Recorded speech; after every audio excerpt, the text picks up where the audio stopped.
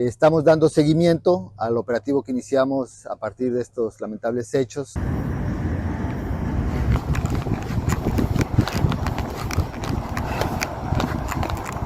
Elementos del ejército están reforzando la presencia en Tuxpan, Veracruz, una ciudad en donde ha sido encontradas decenas de cadáveres en la vía pública en el arranque de este 2024.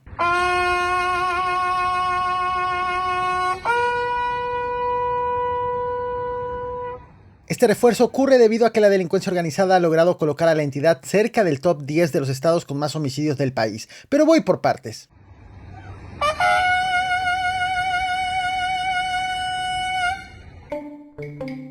El pasado 2 de marzo, Tuxpan amaneció con 4 cadáveres, 3 hombres y una mujer, en el Boulevard Independencia.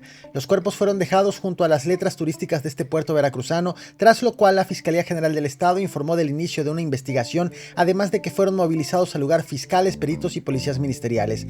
Este hallazgo se sumó a una serie de hechos violentos registrados en las últimas semanas en la entidad, principalmente en la zona norte del estado, que llevó a la entidad a la posición 12, con más homicidios dolosos a nivel nacional, debido a que no se trató de un hecho aislado, sino que se sumó a otros hallazgos de cadáveres en plena vía pública de este municipio. Bueno, el día de hoy, en efecto, tuvimos aquí la Coordinación Estatal para la Acción de la Paz, con la participación de las fuerzas federales, los comandantes de las regiones, de las zonas de acá, en esta parte del estado.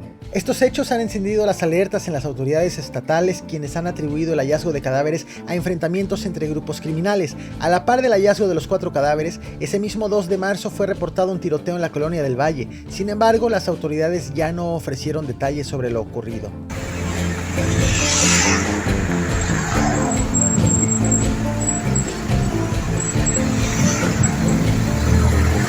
Es en este contexto que a Tuxpan comenzaron a llegar cientos de elementos del Ejército y de la Guardia Nacional. La Secretaría de la Defensa Nacional coordinó el envío de estos efectivos durante el fin de semana pasado con el objetivo de intensificar la vigilancia y la seguridad en el municipio, así como de restaurar y garantizar la paz en la ciudad.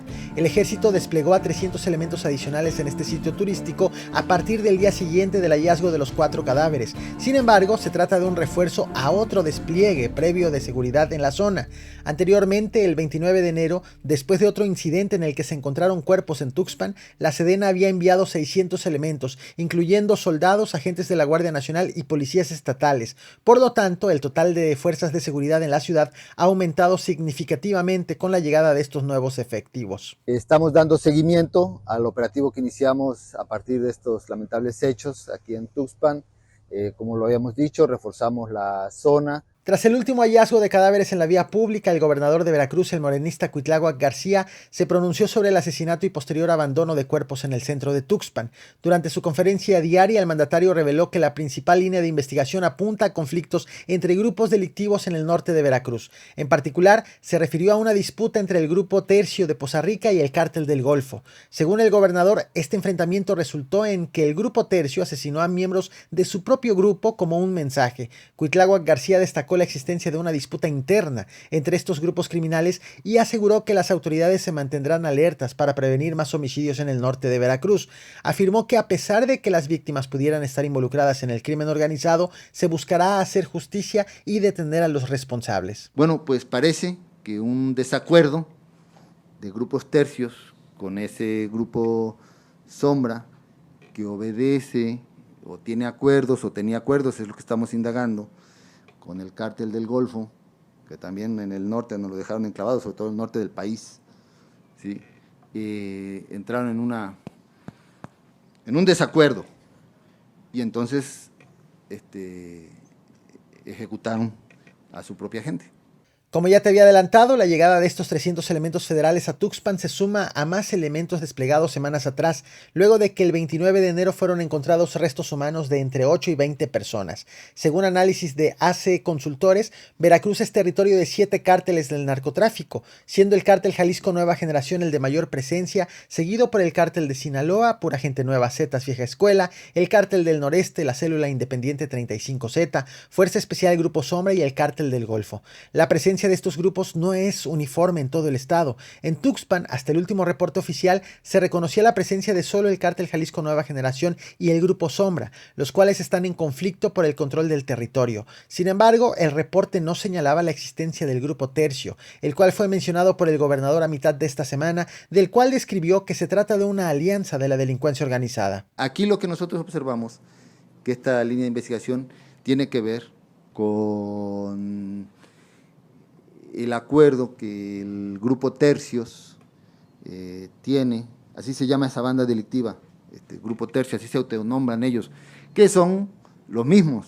O sea, ahí está, por eso se llaman tercios, porque está el Cártel Jalisco, que nos dejaron bien enclavado, ya saben. Está otro de Poza Rica, ¿sí? Que incluso usan un apellido, pues no lo voy a mencionar porque hubo víctimas con ese apellido. Y están lo que son el Grupo Sombra. Por eso son los tercios. El 28 de enero, cuando fueron encontrados los restos de entre 8 y 20 personas, también fueron dejados mensajes del Cártel Jalisco Nueva Generación dirigidos al Grupo Sombra. En aquella ocasión, el gobernador interpretó este evento como un ajuste de cuentas entre grupos criminales, mientras que el secretario de Seguridad Pública, Cuauhtémoc Zúñiga, confirmó la disputa entre estos dos grupos delictivos en Tuxpan, anunciando el refuerzo de seguridad en ese municipio y en las localidades cercanas. El 30 de enero, el gobernador anunció la movilización de 500 elementos adicionales para reforzar la seguridad en el norte de Veracruz, incluyendo Tuxpan, Poza Rica, Tihuatlán y Papantla, con la participación del Ejército, Marina, Guardia Nacional y Policía Estatal. Para entonces, por el reciente hallazgo, Veracruz se colocó ese 29 de enero como el estado con más homicidios dolosos en México, marcando un pico de violencia a nivel nacional. Muy buenas tardes a toda nuestra audiencia de Al Calor Político de Teleclip. Me encuentro justamente en la ciudad de Cardet, Veracruz, donde en estos momentos se encuentra una intensa movilización policíaca aquí en Ciudad Cardet, Veracruz. En la última semana, en Veracruz, la violencia alcanzó el ámbito político electoral.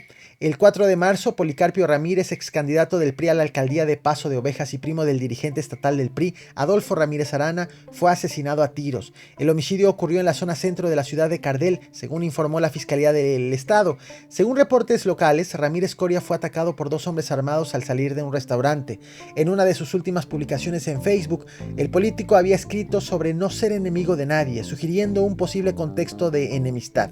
El también ex agente de la Policía Federal tuvo una carrera política visible. Recientemente había acompañado a José Francisco Yunes en un evento del PRD, además de que había mostrado interés en participar en la contienda electoral del 2025 para la alcaldía. Solo no ve y no quiere ver que el Estado está suelto, que no hay gobierno y que lamentablemente se tiene que sortear por mutuo propio la inseguridad y la violencia, y la gente vive con miedo, ¿no? Sin embargo, en el 2012, Ramírez Coria fue detenido en un operativo en el Estado de México, acusado de ser parte del cártel de Sinaloa. En el momento de su arresto, se le encontró en posesión de un arma de uso exclusivo del ejército, municiones, cargadores, casquillos percutidos y teléfonos celulares. También portaba identificaciones falsas de Jalisco y Honduras. Esta detención estaba relacionada con una investigación del asiedo de la Procuraduría General de la República. Además, en el 2011, miembros de la familia Ramírez Coria, incluido un bebé, fueron secuestrados y asesinados en Paso de Ovejas. El de Ramírez Coria, es una de las tantas caras tan complejas por las que atraviesa el Estado en estos momentos. Registra esta intensa movilización policíaca después de esta agresión que sufrió un conocido político aquí en la región